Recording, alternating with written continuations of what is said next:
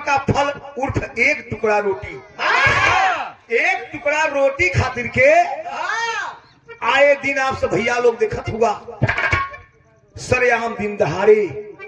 कोई ना कोई का गर्दन काट देता, कोई फांसी पर झूल जाता। बेरोजगारी का आलम है। ये विभाग जी भैया लोग सुन रही, ये विश्वास है सदगुरु महाराज की कृपा से कि जरूर कहीं ना कहीं काम आ जाएगी। अरे भाव भगती में डूबी थी कमलांगना, जब पयोधर में स्वर था उठा ज्वार का, रश्मियां भी रजत पाके स्वर्णिम हुई, छाया उदिगार का। विक्रमादित्य पूछे सभा कक्ष में, एक शंका हमारी मिटा दे कोई, क्या किया था मैंने पूर्व जन्म में, कैसे राजा बना हूं बता दे कोई।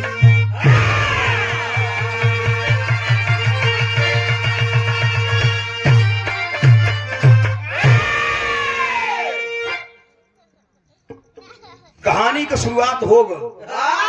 कहानी कहां से शुरू भई? राजा विक्रमादित्य के दरबार से। विक्रमादित्य बड़ा ही बलशाली पराक्रमी योद्धा। एक दिन राजा विक्रमादित्य राज सिंहासन पर बैठल हुए, मन में सोचत हुए जैसे यहाँ प्रमाण एग्जाम्पल लेला हम गावत हिया बाऊ भैया लोग बहन बताई लोग सुनत हुआ, हम दोनों कलाकार ऐसा कमन करम हम कैले कि हम गवैया हो गई आप सुनवैया हो गई। ऐसा ही राजा विक्रमादित्य के दिल में उद्गार पैदा भल हो। बिरहा में एक लाइन कव्वाली लगत हो,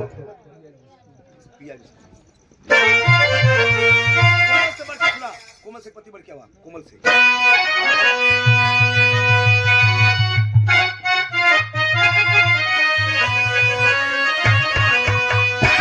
ये कव्वाली मां पिया जिसको, और पिया जिसको चाहे सुहागन वही है।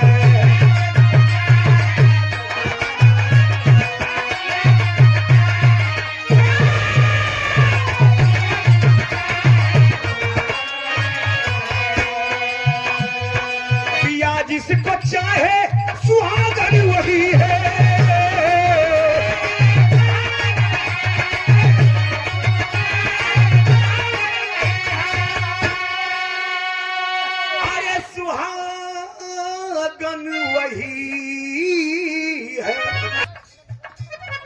पिया जिसको चाहे सुहागन वही है।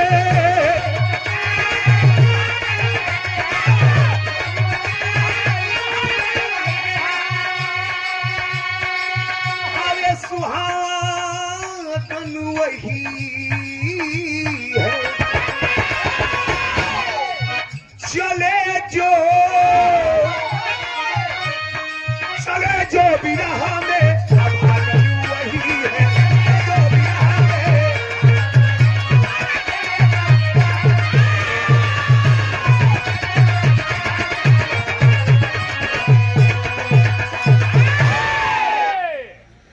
जिसको चाहे सुहागन वही है, चले जो विरह में अभागन वही है।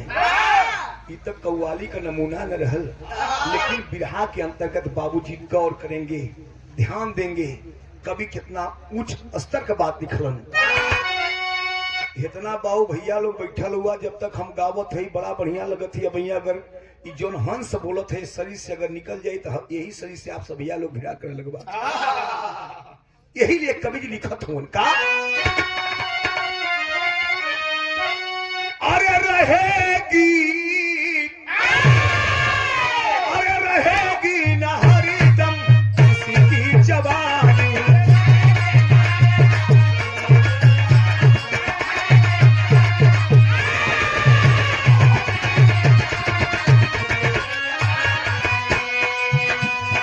रहेगी न हरदम किसी की जवानी।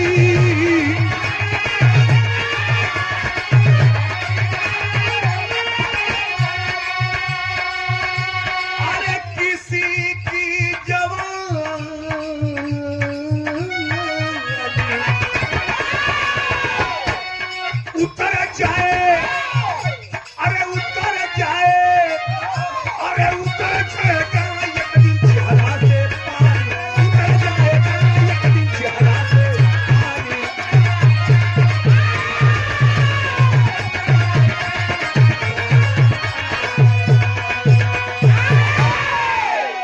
रहेगी ना हरदम किसी की जवानी, उतर जाएगा एक दिन चेहरा से पानी। ए बाबू, ये जो 3.5 हाथ का शरीर हमन लेके परेशान है जा, तनी सा हमरे धन ज्यादा हो गल तो हमरे जैसन कोई धनी धरती बनाबा, तनी सा बल ज्यादा हो गल तो हमरे जैसन कोनो बलशाली ना होगल, तनी सा हुनर ज्यादा हो गल तो हमरे जैसन कोनो बुद्धिमान कोनो ज्ञानी ना होगल।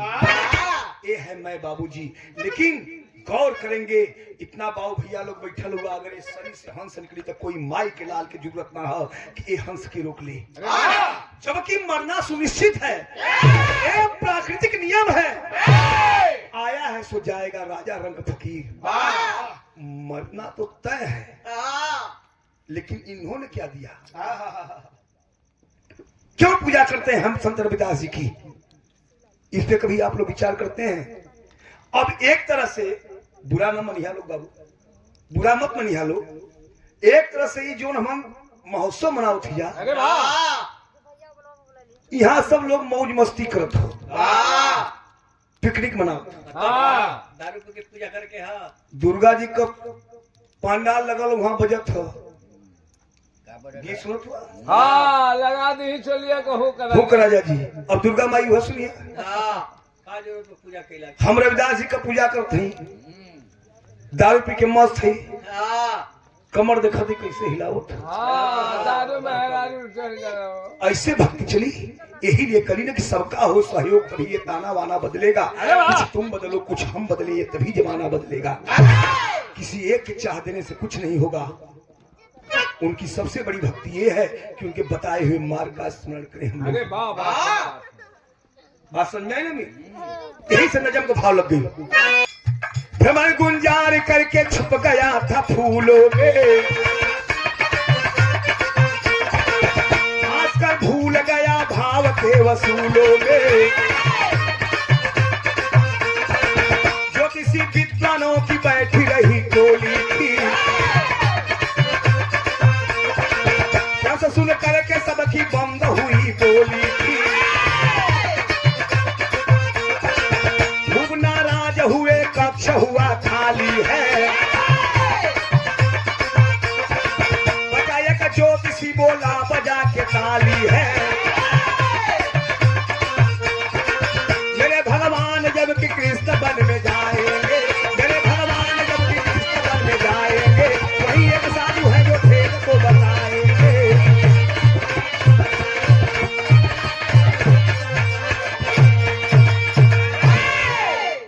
बात क्या आप सब भैया लोग समझ ला। राजा विक्रमादित्य राज सिंहासन पर बैठल हो, उनके दिल में जिज्ञासा है, उद्गार पैदा भइल के भैया इतना बढ़िया बढ़िया मूर्त सामने बैठल हो, इमन से कोई और राजा काहे ना बन गल, हम ही राजा काहे बनली। एक प्रश्न का प्रस्ताव लेके महफिल के बीच में गईलन, जिधर ब्राह्मण देवता पंडित जी लोग बैठल उधर गईलन, हाथ जोड़ के प्रणाम किलन कि प्रभु कृपा करके हमें हमारे प्रश्न का उत्तर बताने की कृपा करें। राजा विक्रमादित्य का प्रश्न का रहा, कोई हमें ये बता दे कि मैं राजा कैसे बना, और जो कोई बताएगा उससे मुंह मांगा इनाम दिया जाएगा। अच्छा, तो पंडित जी लोग लालची प्रवृत्ति कहोला, सब भैया लोग जानत हो, लालच सबके बा, लेकिन प्रश्न का उत्तर कोई के नहीं आवत। दो चार पंडित उठलन के सुनाए, पंडित जी इनके प्रश्न का उत्तर दे के आवा, तनी घर में काम बा, या गुरु के तनी चारा लगाओ के बा, चल गए, धीरे धीरे जनसंख्या खाली हो गई। खाली एक पंडित जी बैठल हुआ, अमीर खाली एक पंडित जी वो पंडित कैसा एकदम बुजुर्ग, हाथ गोड़ गन गन गन गन गन गन गन कापत, हाथ में लाठी ले ले, आंख पर चश्मा लगुले हुए। राजा विक्रमादित्य उनके पास गिरल कल कि पंडित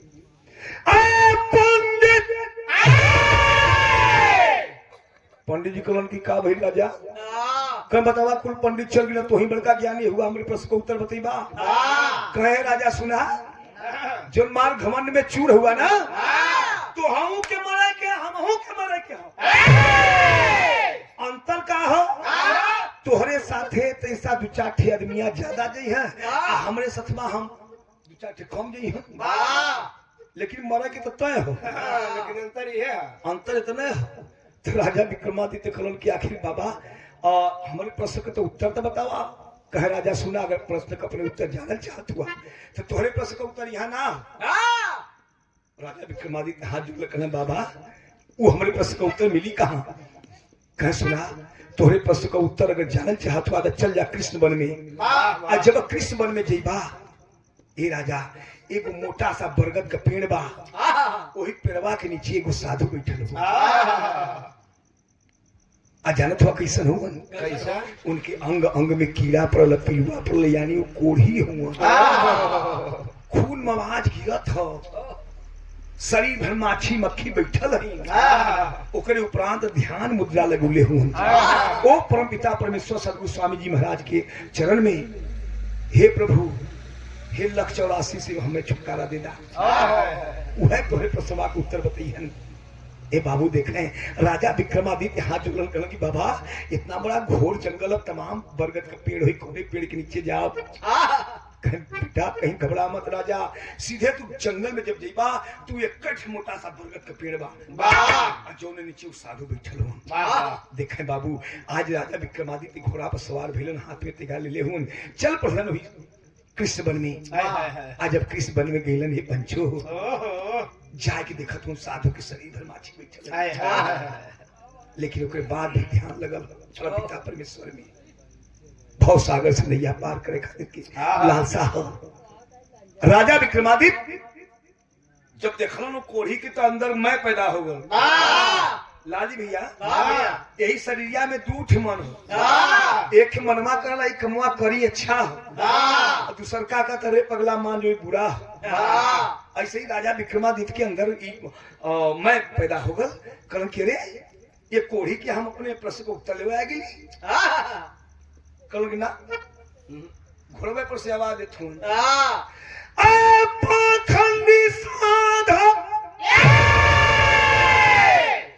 साधु बाबा के काने तक अवधिये ना गई बड़ा परेशान हो 3 बार आवाज देना चौथा बार में समझ गए कि हमारे अंदर घमंड हो गल तो घोड़वा के नीचे उतरलन हमी और उतर के आ जाके शालीनता के साथ शिष्टाचार के साथ कहन कि बाबा ए बाबा साधु बाबा का आंख खुलल कहल के रे बेटा देखने से तू कोई राजा लगता है हाँ बाबा हम राजा विक्रमादित्य हैं ये राजा ये दरबार कहीं ला का बात हो राजा विक्रमादित्य आप प्रस्तुत करत हो विधा में गीत लगल मास्टर कोमल से पढ़ा अरे दाबी के लूहू गरिया हो भागल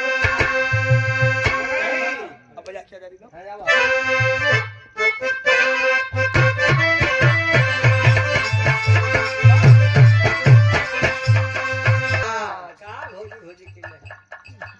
का भइल कौन सुना हमारे तो भाग न गई भोलिया कस भाग एकदम है नहीं वो देवर बताओ था दाबी के लूहू गरिया हो भागल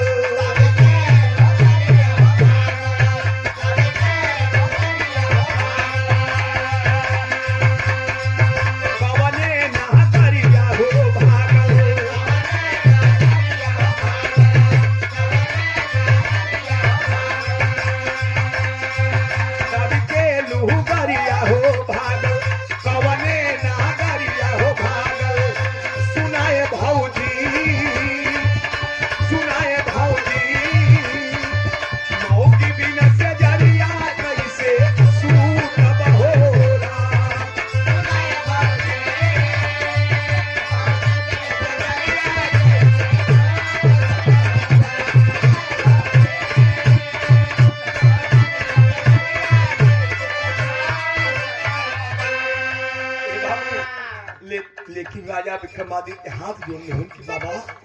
हम बड़ा दूर से चल के आए नहीं बाबा ए बाबा का कहलन है द्वारे बा भी खरिया ए बाबा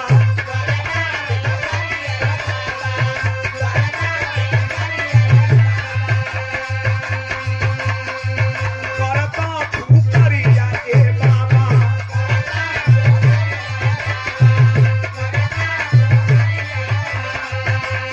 द्वारे बा भी खरिया ए बाबा करता फुकरिया ए बाबा सुनाए बाबा राजवाली बतिया दे बाबा खाई ना हो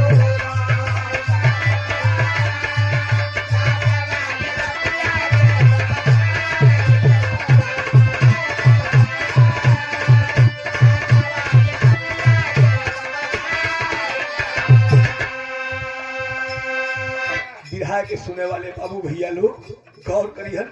राजा विक्रमादित्य आंख में आंसू मिले हुए रोवत हम की बाबा हमके लोग राजा विक्रमादित्य कहलाए बाबा इतना जानना चाहते कि ये बाबा ये धरती पर हम ही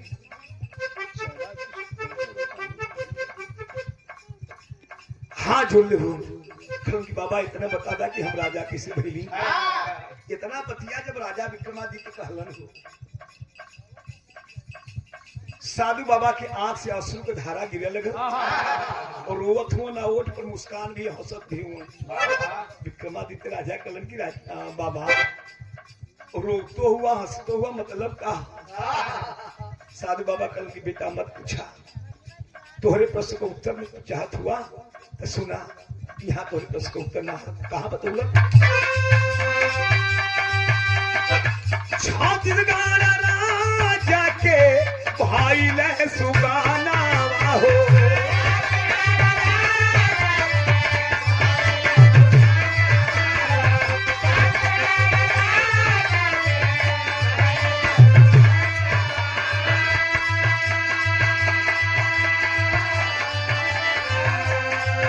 रातिया के पैदा होले मारे लन बिहाना हो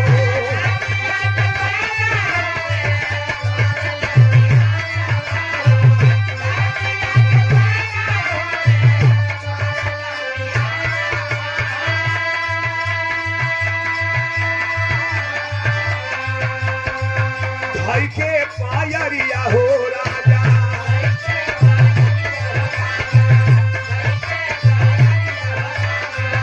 भाई ले जा हरिया हो राजा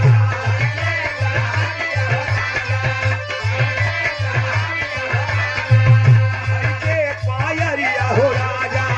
भाई ले जा हरिया हो राजा सुनाए बाबा राजवाली बतिया दे बाबा खाई ना हो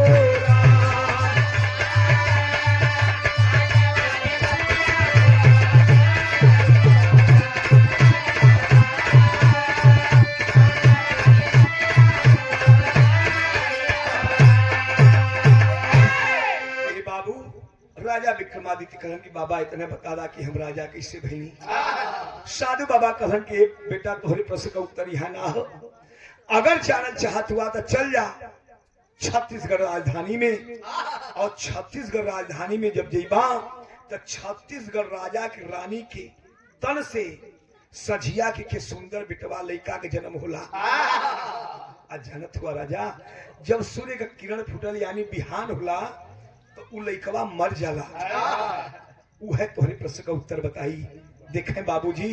राजा विक्रमादित्य वहां से चलल हुवन छत्तीसगढ़ राजधानी खातिर के बिरहा के शैली में संकेत बा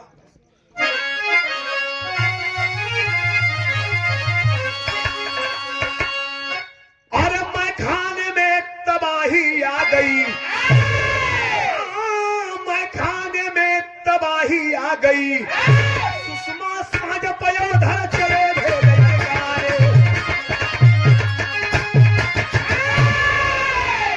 मैं खाने में तबाही आ गई सुषमा साज पयोधर चले भेद अलगानी राजा विक्रमादित्य चलल पूनम जी बतौली ना इधर जब पश्चिमांचल में आप सब भैया लोग जिहन इलाहाबाद प्रयागराज इधर तो इधर गवैया तो केरी के चला के बोलल चलाए के जैसे बोलती ना नहीं हाँ कैसे बोलल अरे आ गई मैं खाने में तो नहीं आ गई हाँ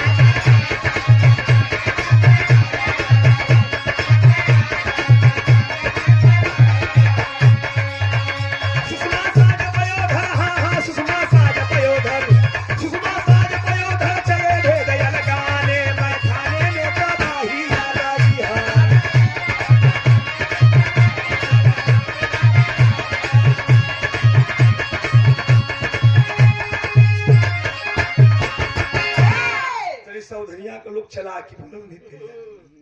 हमन की मां की बोल ए भैया चलल हो राजा विक्रमादित्य छत्तीसगढ़ राजधानी खातिर के आज जब पहुंचल हुआ तब तक वहां सुबह हो गया राज दरबार में जैसे एंट्री करत हुआ देखा तो राज दरबार में शोकानुकूल वातावरण है तमाम लोग रुदन करत हुआ जो संझिया के रानी के तन से लइकवा जन्म ले रहा वो बिहनवा मर गए और वही का लाश रख के राजा रानी रोवत हुआ रुदन करत हुआ तमाम लोग हुआ आपन आपन विरह वेदना जाहिर करत हुआ तब राजा विक्रमादित्य पहुंचल हुआ भैल का बिरहा में गीत लगल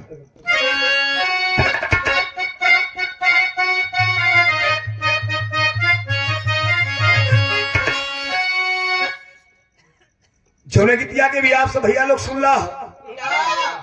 अरे नदी भाऊ जैया दूनो एक ही सामौरिया अरे नदी भाऊ जैया दूनो एक सामौरिया का दुनहु के पिया पारा देसिया हो रहा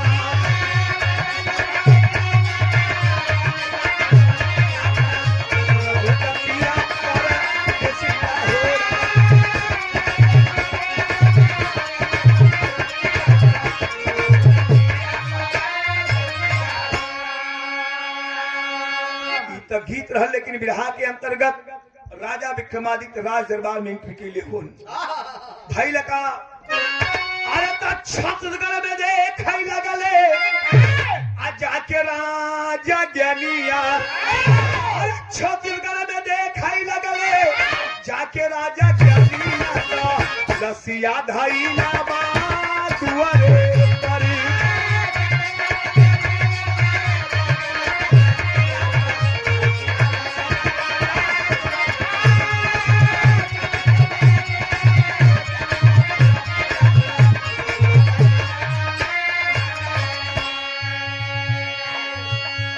विक्रमादित्य के भीड़ के चीरत वो लड़का के लाश के पास पहुंचल हो जब देखलन कि लड़का मरल हो समझ गेलन कि वही लड़का जो संध्या के जन्म लेलस बिहाने मर गल लगत हमरे पास मुक्ता ना मिल पाई लेकिन राजा विक्रमादित्य कइलन का दिल से दिल के तार जोड़ देलन दिल से आवाज देलन ऐ पूज्यात्मा का प्रश्न कह के बाप पूछे लसिया से भारी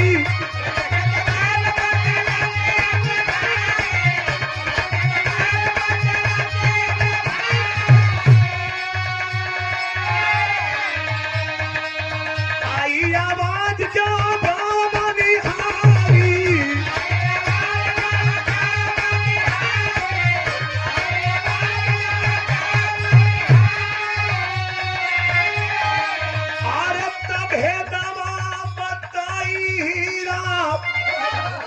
धोबिन दुलहिया एक बताई हीरा धोबी का दुलहिया रसिया भाई रामा दुआरे परी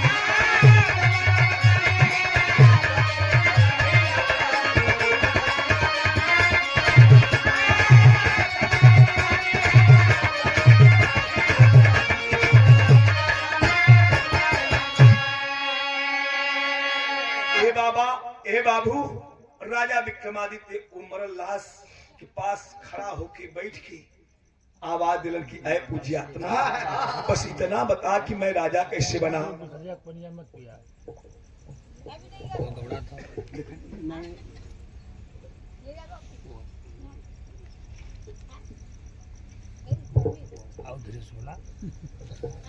बड़े भैया वासुदेव भैया की तरफ से 50 का सम्मान के लिए भैया के बड़ाम सिंगल पंच की लगी बा भैया ओ समय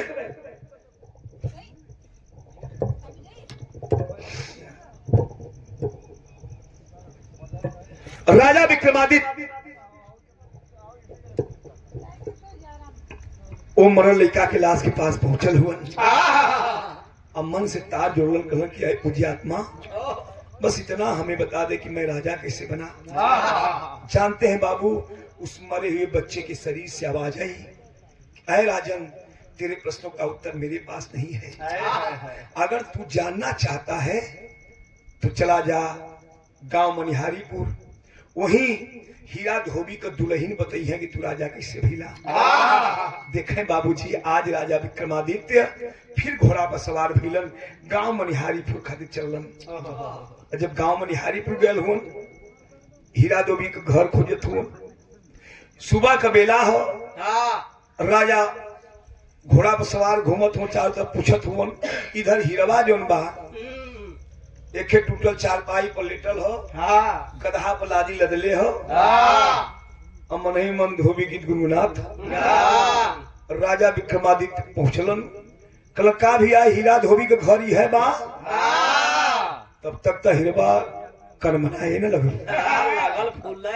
फूले लगल उठ के अपन मुझ पर ताव दे था। हम कोई से कम थोड़े राजा महाराजा मिले हो तो जब हमसे मिले खातिर राजा महाराजा हम तो हम कम ही भैया कलश की हाँ हाँ भैया हम ही हीरा। राजा विक्रमादित्य कलम की सुनाए हीरा हमार काम तुमसे ना बा तोहरे मेरे रुआ से बा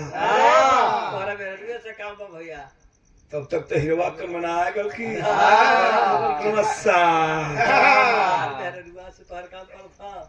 मद काम मर्दे से पड़ेला असार तो हर काम मेहरारू से पड़त हो।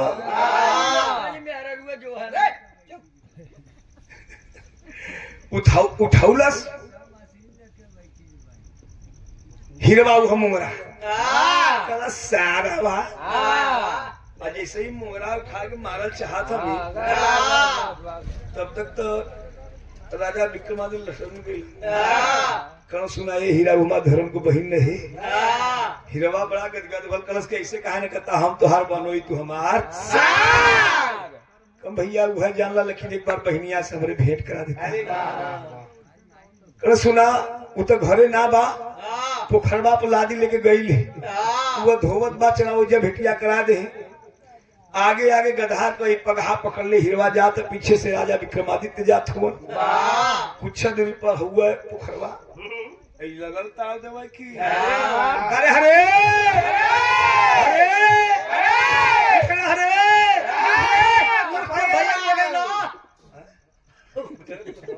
अरे भैया हम धोबिनिया कहती इधर सारा काहे नहीं यार ना कहते भैया हमरो वही ये कहते झगड़ा करा दे वाले हम तो लोग से बड़ा परेशान है सबसे ज्यादा परेशान इनसे ही। अरे बाप रे बाप ढोलक मास्टर बहुत समझा तूने बात की तो हर कमी ए भैया तब तक दुनिया देखलो कि का चिल्ला था अपन निकलल भले उसी का छना पछना मल्ले बा का भाई करे देख रे हरे देख देख तो भैया इने रे हरे देख तो भैया आ गइलो दुनिया कलश के जान न पहचान कहिया हमार भैया जन्म लेलन का तो ही बतियाओ। राजा विक्रमादित्य पास में गईलन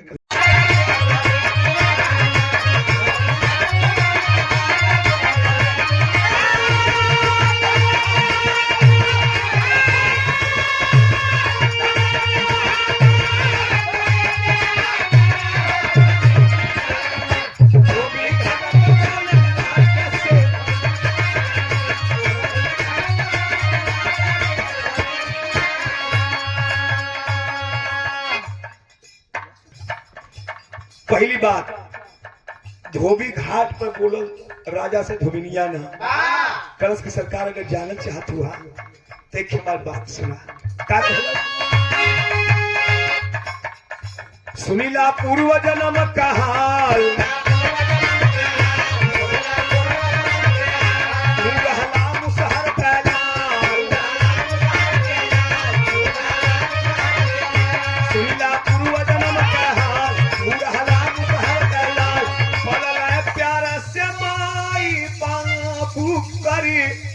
जतानी अंगाना। ए राजा साहब जैसे आप पूछला वैसे हम बतावत हैं। एक बात हमार सुना, आप पिछले जन्म में जो पिछलका जन्म भोग के आयल हुआ वो जन्म में मुसहर का लड़का रहला। इतना बतिया जब राजा विक्रमादित्य सुनलन हो, 2 कदम पीछे हटलन। 2 कदम पीछे हट के एकदम क्रोध में आग बबूला हुआ। हे कर देखा, हे धोबिन का देखा, ये बहुत बड़का ज्ञानी भइल है कि हमके समझावा चलल है। राजा विक्रमादित्य के सौरवा देख के ओकलो धोबिनिया के सुना तोरे बस को उतरी है ना। समझ गए राजा विक्रमादित्य के जो मिले कर हो न मिले। हाथ जो लग कि बहन क्षमा करा कितने शानदार से मैं पैदा हो गई। लेकिन बतावा आगे का बहन का अपने माई बाप के अकेले रहली तो धोबिन बतावत थे। अरे तोह से छोट रहल एक भाई,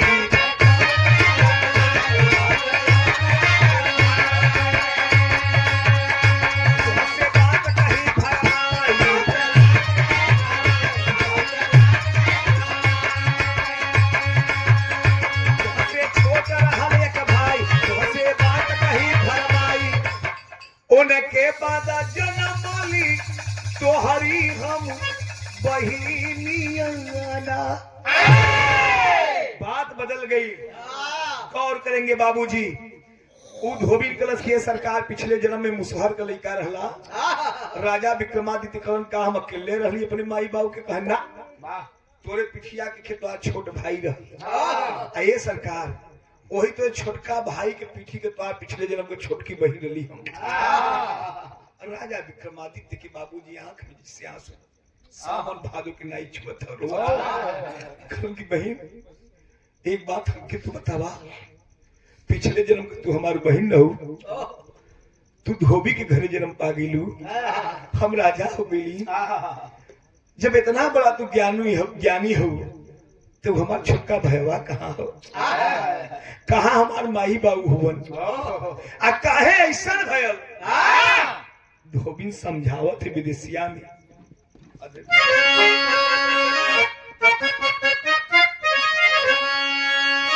कहलस की 5 परानी अमन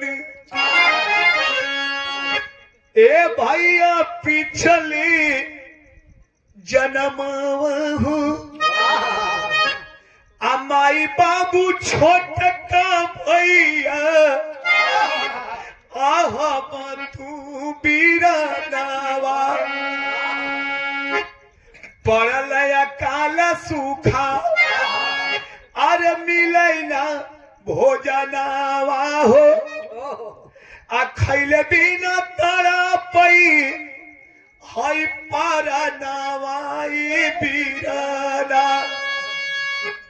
सरकार पिछले जन्म में हम 5 जाने रह ली जा, हम आप खे आपके पीठी के छोटका भाई माई बाबू। एक बार अकाल सूखा पड़ गए, दाना दाना खातिर पशु पक्षी जीव सब मोहताज हो। तो जैसन के हमन मुसहर न लिया भैया, हमन को व्यवसाय कर सिवान में घूम के दाना बटोर के लिए आई जा, वो खाई पी जा। एक दिन माई का कैली हाथे में सूप ले लेनी, झाड़ू ले लेनी, सिवान खाते निकल गई। अजाई के सिवनिया माई अरे दाना ली हो आ कूटपी सब बनवली हई भोजनवाए बीराना। अब भोजन बना के माई थाली में परोसी दे हली आ साधुआई गई ने समानवाई बीराना।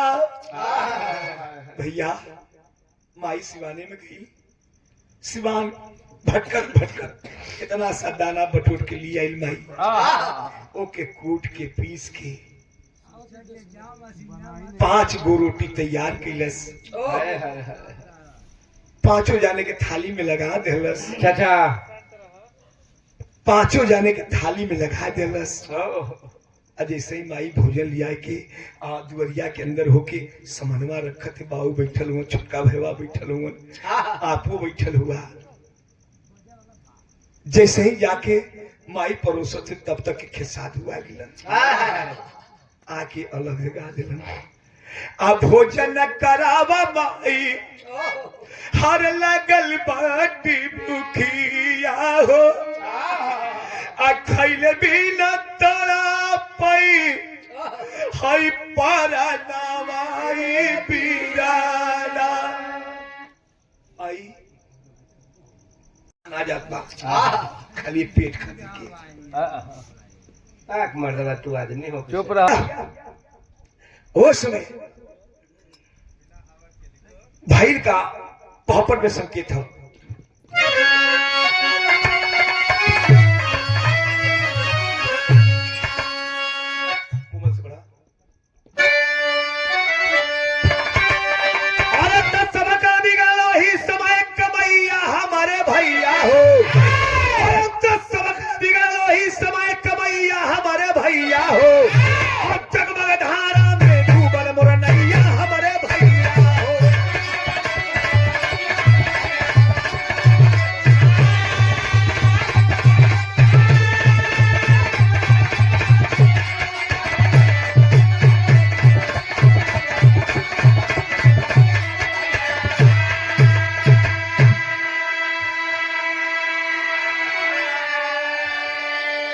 हमारे समय कमैया हमारे भैया हो,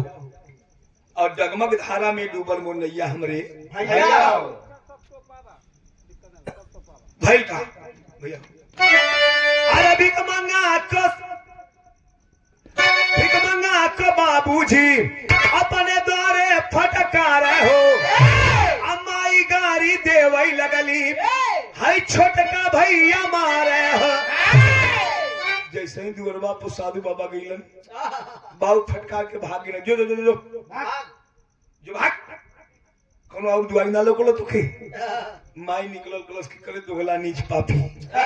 तो के शर्म ना लगत कि कितना दिन के बाद ही रोटी तैयार भइल, वो सिझल बा की चरल बा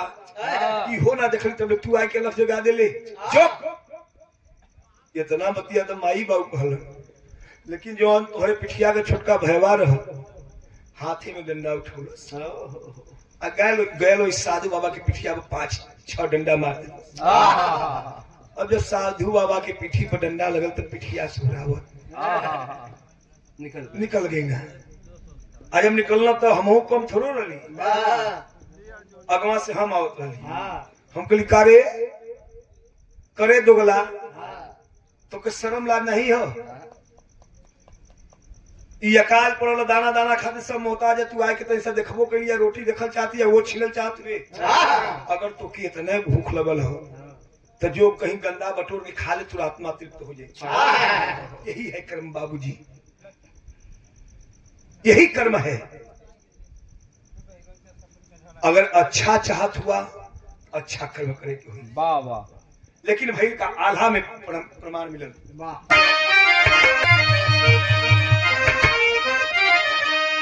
अरे धन से धर्म नहीं, अरे होला दुनिया में भैया।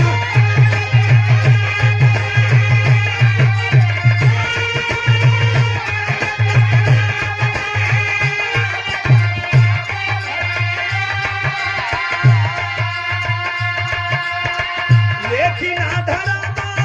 सभी का इंसान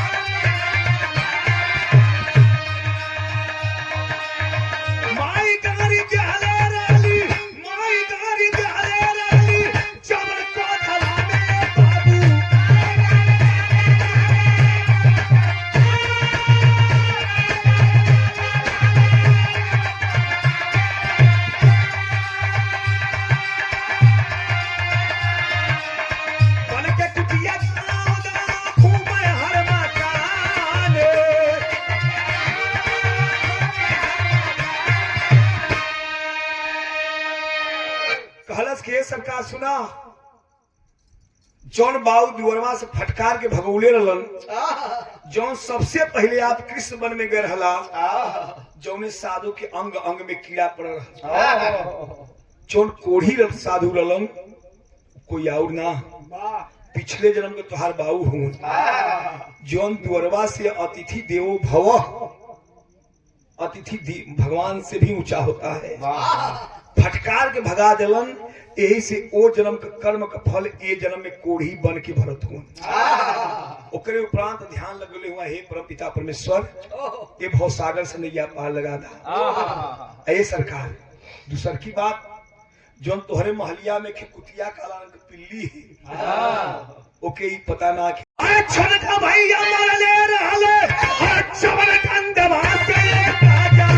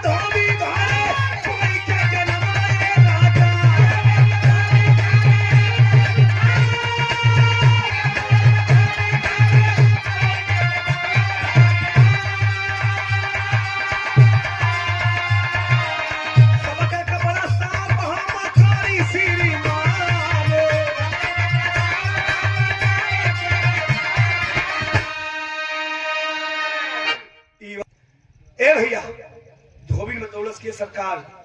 जो तीसरे जगह आप कह रहा जो रानी के तन से सझिया के लइकवा के जन्म होला बिहनवा मर जाला कोई और ना हो पिछले जन्म का तोहरे पीठी के तोहार छोट भाई हो जो दुअरवा पर साधु बाबा का स्वागत सत्कार बहुत बढ़िया कर दिलस जो दो चार डंडा मार दिलस ओ जन्म का कर्म का फल ए जन्म में ओके नरक मिल गल सझिया के जन्म लेला आ बिहनवा उ लइकवा मर जाला लेकिन सरकार वही में हम रहली जोन कहले रहली जो कहीं गंदा बटोर खा ले तो आत्मा तृप्त हो जाई वही जन्म के कर्म का फल ए जन्म में धोबी के घरे जन्म पा के दुनिया भर का गंदगी लादी लियाइला और के ले जाके धोइला राजा विक्रमादित्य कलम के रे आखिर हम कौन चीज कर देली कि हम राजा हो गई धोबी बताओ थे आखिरी भाव लगल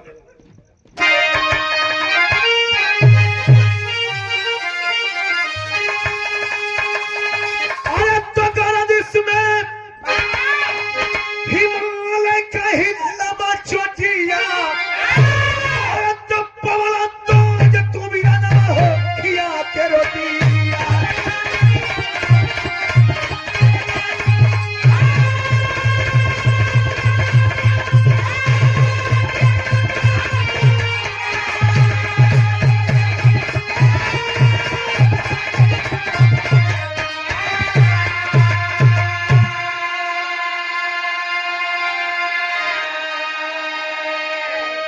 गर्दिश में हिमालय का हिलवा चोटिया पौला ताज तुफिरनमा खिया के रोटिया भूख से पीड़ित ओ भिखमंगा रोटी को तब खा के अरे लाख दुआएं दिया आपको मन ही मन हर साथी अब पौला ताज तू बिरनवा खियो की रोटियो भूख से पीड़ित ओ भिखमंगा रोटी को तब खाके और लाख दुआएं दिया आपको मन ही मन हर्षा के पौला ताज तू बिरनवा खिया के रोटिया आप अपने हिस्सा का रोटी ले जाके वो साधु बाबा के देहला साधु बाबा वो रोटी के ग्रहण कइलन आपके कर्म और साधु बाबा का दुआ दोनों का जब समावेश है तो उनके आपके कर्म और उनके दुआ तेन की ए जन्म में आप राजा बन गिला यही से कहिला बाबू, किया हुआ उपकार कभी व्यर्थ नहीं जाता और करने का फल दुनिया में देते भाग्य विधाता। कहा जा रहा बड़े भाग्य मानुष तन पावा, सुर दुर्लभ सदग्रंथ ही गावा। बड़े भाग्य से मानव को तन मिला है। अरे वाह वाह कर्म प्रधान विश्व कर राखा, जो जस करही तस फल चाखा। वाह जे जैसन करला बाबू वैसन पावला। अगर हमार कर्म खराब हुई, परमात्मा सदगुरु स्वामी जी महाराज ऐसा न करें। अगर कहीं से कर्म हमार खराब हो, कहीं से गा के आवत ही एक्सीडेंट भेल, चेहरा समझ में ना हो तो कि राम आशीष का एक खून। यही शरीर के शासन प्रशासन द्वारा लावारिस घोषित कर दिया जाएगा। गज भर कफन और 4 भाई का कंधा भी महोत्सव न हुई। तो इंसान को अच्छा कर्म करना चाहिए, ना कुछ मिले, क्या बात है, नमक रोटी खा के जिला, वाह लेकिन 4 भाई का कंधा और गज भर कफन जरूर मिल जाए। अरे वाह वाह